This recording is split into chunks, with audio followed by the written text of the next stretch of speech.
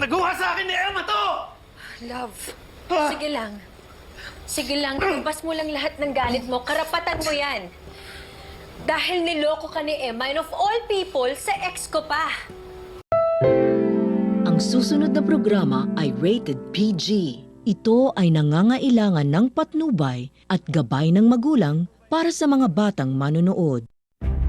Patindi na po ng patindi ang mga eksena maging ang kaganapan na ating pagkatutukan at ating rin naman yung pagkasubaybayan dito lang sa ating pinagkakatutukan at pinagkakaabangan tuwing hapon na Mami Dearest. Simula pa lang din naman kasi ito na dito nga sa gagawin nga nitong si Olive ay tila na overwhelmed nga rin naman kasi siya matapos na magalit na itong si Danilo dito kay Emma matapos na makita nga nitong si Danilo na ang tumulong nga dito kay Emma ay tila nagkaroon na nga rin naman ng gusto dito kay Emma at hindi nga rin naman ito nagustuhan ni Danilo.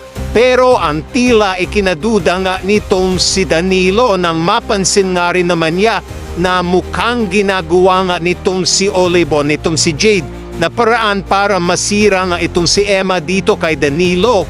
Kaya dito ay tila hindi na napigilan pa nitong si Danilo na maging agresibo at sasabihin nga rin naman dito kay Jade na, ikaw ba si Olive, Jade?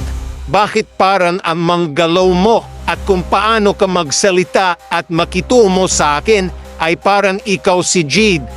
Ikaw si Olive, dito marin ba'y tuluyan na nga rin bang mabibisto at malalaman nga nitong si Danilo ang totoo na ating pagkakabangan.